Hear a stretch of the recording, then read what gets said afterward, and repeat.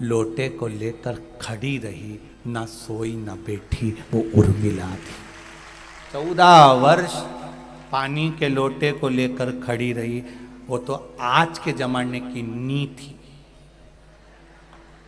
अगर आज के ज़माने की होती और पति कह देता पानी ला दे, और ये ट्रे में पानी लेके आ जाती कि लो, और पति लैपटॉप पे काम कर रहा है या कंप्यूटर पर काम कर रहा है या लिखा पढ़ी कर रहा है, फिर बोलती ले लो,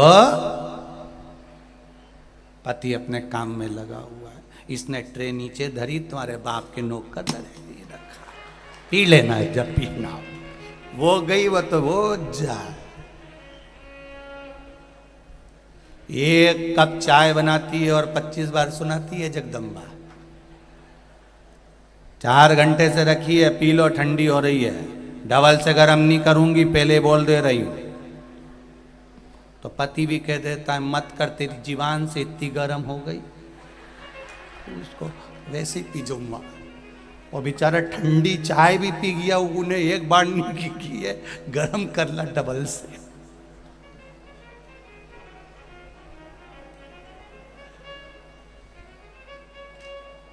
कई लोग फेसबुक पे अपनी अपनी बातें आड़ी टेढ़ी डाल देते हैं, बहुत डालते रहते हैं। अब लोग हमसे कहे महाराज वो उन्होंने ऐसा लिख दिया, उन्होंने ऐसा लिख दिया। हम उनसे कहते हैं उनकी उनके घर में नहीं सुने तो दुनिया क्या खाक सुनेगी। जो फेसबुक पे डाल दे, बोले तो बोले, आग लगे बस्ती में, अपन रहे हो मस्ती में कि नहीं गुरुजी उन्होंने ऐसा लिख दिया, उन्होंने ऐसा लिखने दे। उनकी अगर घर में 2 मेहमान आ जाए और चाय बना के पिला दे, और उसके बाद फिर मेहमान आ जाए, किसी पति में दम हो तो बोल दे एक बार डबल से, इनके लिए इतने प्रेम से बोलेगा, बना देगी क्या। जब उनकी लुगाई नहीं सुने तो दुनिया क्या खाक सुने। और कि इनकी बात तो सारा जमाना सुने, उनका घर का ही नहीं सुने, कि सारा जमाना सुने, कौन सुने। मुझे उर्मिला जी से मिलना। उर्मिला जी आई ने हाथ में पानी का लोटा था। हनुमान जी ने कहा माता उर्मिला से, माँ ए माँ, आपको मालूम है आपके पति अंतिम सांसें गिन रहे हैं, अगर मैं समय पर नहीं पहुंचा ना माँ, आपके पति मर जाएंगे। उर्मिला जी ने पूछा हनुमान मेरे पति को क्या हुआ है। हनुमान जी बोले आपके पति को बाण लगा है और मूर्छा में पड़े हुए। उर्मिला जी ने कहा मेरे पति को बाण नहीं लग सकता, ये मेरा विश्वास कहता है। भरोसा देखना, जितना भरोसा मंदसौर वालों को शंकर जी पर है, इसलिए इतनी संख्या में धूप में पड़े हुए खड़े हुए हो, ऐसा भरोसा माता उर्मिला को था। बाण मेरे पति को नहीं लगा। हनुमान जी कहने लगे तुम सुन के पगला गई हो। किसी को अचानक बता दिया जाता है कि तेरे पति के साथ ऐसा हो गया तो उसकी बुद्धि फिर जाती है और रोने की जगह वो हंसने लगती है। मुझे लगता है तुम्हारी बुद्धि फिर गई जो तुम ऐसी बात कर रहे हो। तुम्हारे पति को बाण लगा है, मूर्छा में वो पड़ा है। ओ, मैं कहती हूं मेरे पति को बाण नहीं लगा है। अब ये बता राम जी क्या कर रहे हैं वहां पर? जहां मेरा पति पड़ा है वहां राम क्या कर रहे हैं? हनुमान जी बोले अब भाई को देख के रो रहे हैं, आंख में आंसू हैं। जिस भाई की दशा ऐसी है तो रोएंगे नहीं क्या? उर्मिला जी बोली हनुमान तू यही तो नहीं समझता है, मेरे लक्ष्मण पति के रोम रोम में राम था, जहां बाण लगा वहां भी राम था, इसलिए लक्ष्मण सो रहा है, राम रो रहा। लक्ष्मण सो रहे हैं, रो राम रहा है, क्योंकि बाण लक्ष्मण को नहीं, जम के बोलो, राम को लगा है। तो हनुमान जी ने पूछा फिर लक्ष्मण जी काय को सो रहे हैं? उर्मिला जी बोली जब यहाँ से गए थे तो उन्होंने संकल्प लिया था 14 वर्ष तक नारी और निंद्रा का त्याग करता हूँ। मेरे राम जी ने सोचा एक व्यक्ति अनंत चौदस के दिन, अनंत चतुर्दशी के दिन झांकी देखने में रात भर जगता है तो दूसरे दिन दुकान भी सही से नहीं खोलता है।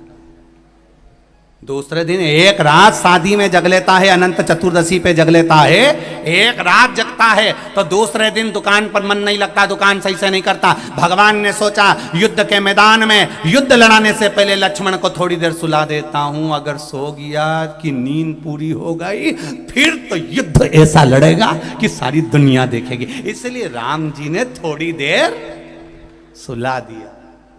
राम जाग रहे हैं, लक्ष्मण सो रहा। बाण जहां रोम रोम में राम है, बाण भी वहीं लगा है। ये तो दुनिया को दिखा कि संजीवनी हनुमान जी ले गए, पर हनुमान जी नहीं ले गए, वो तो राम जी लेके जा रहे थे। हनुमान तो निमित्त थे। बाण भी लक्ष्मण को नहीं लगा था, राम को लगा था, इसलिए राम जी रो रहे थे। कांटा तुम्हारे पांव में चुभेगा तो दर्द तुम्हें होगा। अगर भगवान शंकर के भक्त, भगवान राम के भक्त, चाहे तुलसीदास हो, कबीरदास हो, रविदास हो, संत तुकाराम, नामदेव, मीरा, करमान, जितने भारत की भूमि के संत हुए, रामकृष्ण परमहंस हुए, जितने भारत की भूमि के संत हुए, अगर आप भगवान के भक्त हो, आपका विश्वास अगर दृढ़ है, परमात्मा के चरणों में तुम्हारा भाव दृढ़ है, तो तुम पर दुख आया तो तुम नहीं रोगे, तुमसे ज्यादा मेरे महादेव को रोना आएगा कि मेरा भक्त रो रहा। एक भक्त को ऊपर उंगली उठाना, एक भक्त को अपशब्द कहना, एक भक्त के लिए आड़ा टेढ़ा कहना कोई सरल नहीं है। कहने वाला कह देता है, अपशब्द कहने वाला कह देता है, उंगली उठाने वाला उंगली उठा देता है, पर बाद में भक्त को फर्क नहीं पड़ता। नामदेव तुकाराम को कोई फर्क नहीं पड़ा, फर्क पड़ा उनके भगवान को कि मेरा भक्त और उसके लिए ऐसा। तो भगवान ने तुरंत लीला रचना प्रारंभ कर दी। वो लीला डाली है। जगत के लोग जब हाथ छोड़ते हैं, जगत के लोग जब साथ छोड़ते हैं, जगत के लोग जब ताना देते हैं, जगत के लोग जब गालियां देते हैं, और जगत के लोग जब साथ छोड़ देते हैं, तभी जगत छोड़ता है, तब जगदीश पकड़ता है। जब तक जगत नहीं छोड़ेगा तब तक जगदीश नहीं पकड़ेगा, निश्चित है। ये गाली देने वाले दे, अपशब्द कहने वाले के, ये कहेंगे तभी तो हमारा महादेव हमारी सुनेगा। लोग तुमसे कहेंगे बताओ कितनी ढोंगी है बताओ। बसियोर वाला महाराज के कहने पे शंकर जी के मंदिर जाने लगी, एक चावल का दाना चढ़ाने लगी ने, बेलपत्री चढ़ाने लगी ने, आड़ा। और लोग बोलने वाला बोलता रहेगा, और तुम तो सिर पे पल्लू लई और पिन वाली साड़ी बढ़िया जोरदार, और जो जितना बोले नहीं उनके सामने से उतना जा, और पानी का लोटा दिखा दिखा के जा, देख ले रे बेरू, देख उतना जा, और भगवान के द्वार जाओ। परंतु ये नहीं कि वो कहता रे आग लगे बस्ती में अपन रहे हो, मस्त मस्त की जिंदगी जी। आया समय, विदल और उत्पल ये दो असुर थे, बड़े असुर, साधारण नहीं है ये भी। इन्होंने भी माता पार्वती के सौंदर्य को देखकर उनको पाने का प्रयास किया, उनको लेने का प्रयास करा, उनको प्राप्त करने का प्रयास किया।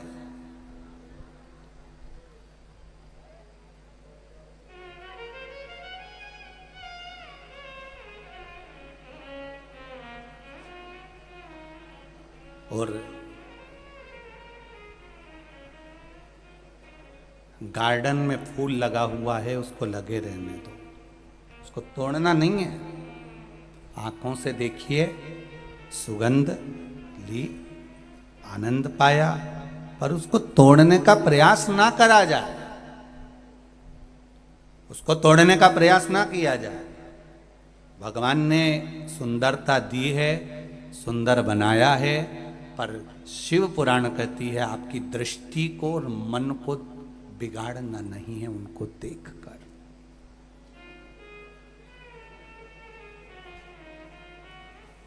बिगाड़ना नहीं।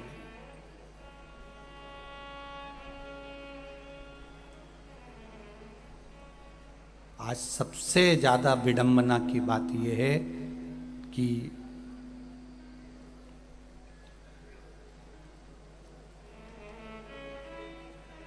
हम जितने भी लोग हैं संसार के, वो बेटी को जन्म क्यों नहीं देना चाहते। उसका एक कारण है कि इनकी रक्षा कौन करेगा, इनको संभालेगा कौन, लड़का हो जाएगा तो इधर उधर भी फिरेगा तो कोई दिक्कत वाली बात नहीं।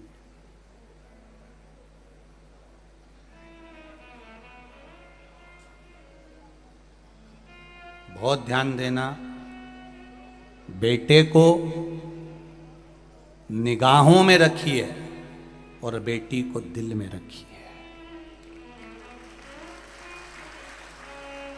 बेटा क्या गलत कर रहा है, अच्छा कर रहा है, आपकी निगाह में होना चाहिए, और बेटी आपके दिल के पास, हृदय के पास होना चाहिए। इसको हर जगह पर ले जाना नहीं, हर जगह पर अकेली भेजना नहीं, हर जगह पर भेजा ना जाए। उनकी मर्यादा के संबोधन इतने प्रबल होना चाहिए, इतने अच्छे।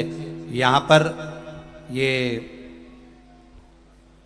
सेवा भारती के अंतर्गत यहाँ पर बेटियाँ रिक्शा चला रही हैं, ऑटो चला रही हैं, बेटियाँ ऑटो चला रही हैं, और निशुल्क जो बूढ़े लोग आ रहे हैं, जो बुजुर्ग लोग आ रहे हैं, उनको लाकर यहाँ तक छोड़ रही हैं, ले जा रही हैं, फिर छोड़ रही हैं, फिर ले जा रही हैं। उन बेटियों की मर्यादा इतनी अच्छी है कि वो जिसको भी जवाब दे रही हैं इतनी स्माइलता से, उतनी प्रसन्नता से जवाब देती हैं कि किसी को क्रोध भी आ रहा हो तो उसको नम्रता का भाव प्रकट हो जाता है। ये बेटियों का आनंद है, ये बेटियों की प्रधानता है।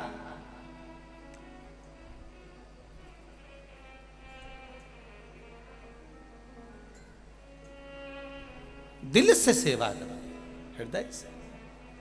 बेटियां, बेटे निगाह में रहें और बेटियां दिल में रहे। बेटियों को ज्यादा इधर उधर नहीं, हमारी दृष्टि में बेटियों का भाव नहीं, हमारे दिल में बेटियों का भाव होना चाहिए, सम्मान होना चाहिए।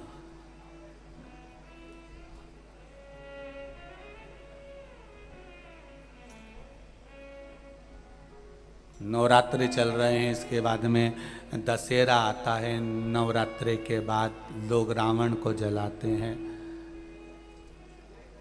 तो कभी तुमने विचार करा कि 9 देवी के बाद ही रावण क्यों मरा? कभी विचार करना था कि रावण को पहले जला देते हैं, देवी जी बाद में बिठाएंगे। पर ये नवरात्रि के बाद रावण का संहार हुआ है, नवरात्रि के बाद रावण मरा है।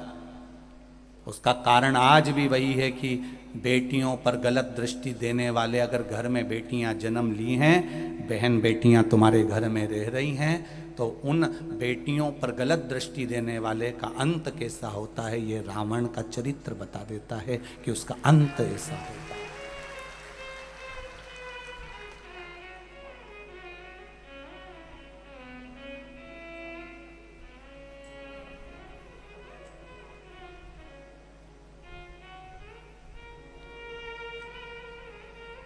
उसका अंत कैसा है? रावण दशहरे के दिन जला,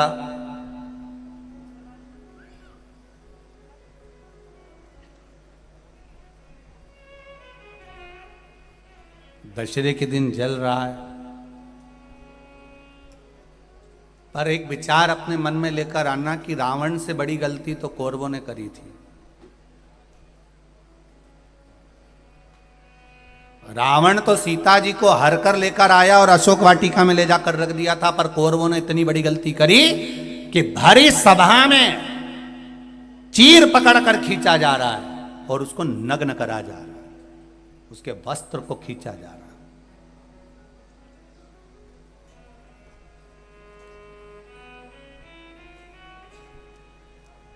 रावण से ज्यादा गलती करी है कौरवों ने कि एक नारी को भरी सभा में ले जाकर उसके चीर को खींचकर उसको नग्न करने का प्रयास किया गया। रावण तो सीता को लेकर गया, अशोक वाटिका में ले जाकर रख दिया।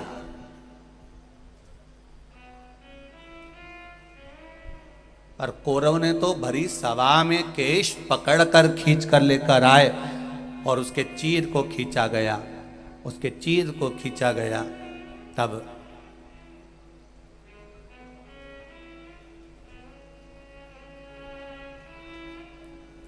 रावण से ज्यादा गलती कौरवों ने करी। उसके बाद भी दुर्योधन का, ना दुशासन का, ना कौरवों के किसी भाई का आज तक पुतला मुतला जलते नहीं देखा अपन ने। तो तुम्हारे मंदसौर वालों ने कहीं देखा हो तो जरूर फोटो खींच के मेरे को भेजना कि कौरवों ने इतनी बड़ी गलती करी थी जितना रावण नहीं करा है। रावण तो सीता जी का हर का लेकर आया और अशोक वाटिका में रख दिया, पर कौरवों ने एक रजस्वला धर्म में रहने वाली, रजस्वला धर्म का तीसरा दिन उसके बाल पकड़कर खींच कर लेकर आए, और बाल पकड़कर खींच कर लेकर आकर यहां उसके चीर को खींचा जा रहा है।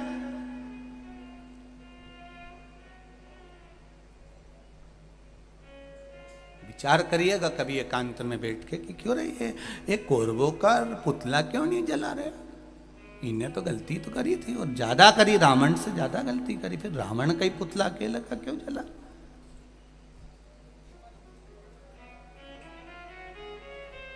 और रावण ने तो केवल सीता जी को हरकर अशोक वाटिका में ले जाकर रखा था, फिर इसका पुतला जला और कौरवों का नहीं जला। उसका कारण क्या था? क्या कारण था ऐसा कौन सा कारण पड़ गया था कि रावण का पुतला जलाया गया और कौरवों का नहीं जलाया गया?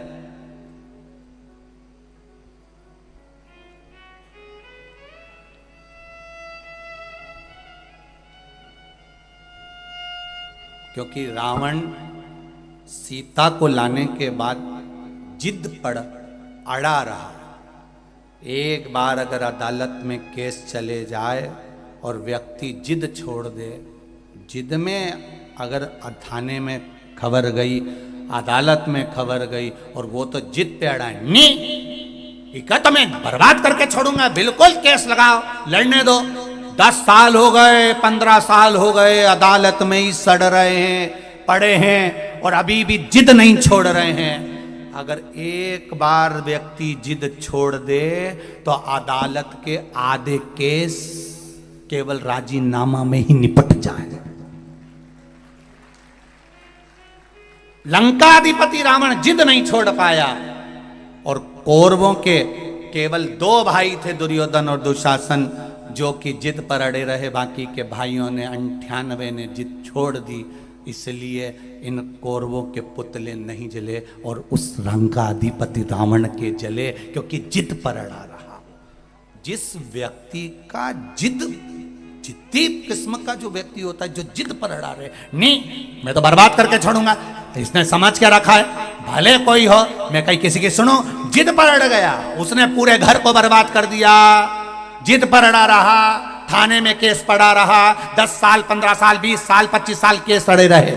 और अगर जिद नहीं होती ना तो दोनों परिवार में आज समझौता हो गया होता, वो थाने से बाहर हो गया होता, वो जेल से बाहर हो गया होता। जरा विचार करिए, आज पूरे भारत की भूमि पर जो छोटी छोटी जेल थी उनको बड़ा बड़ा करा जा रहा है। सोचो कितना क्राइम बढ़ते चले जा रहा है। इस क्राइम को, इस होने वाली गलतियों को सरकार कभी नहीं रोक सकती।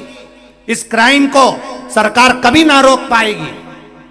अगर क्राइम को रोक सकता है तो केवल घर की मां और पिता रोक सकते हैं अपने बच्चों को संस्कार देकर।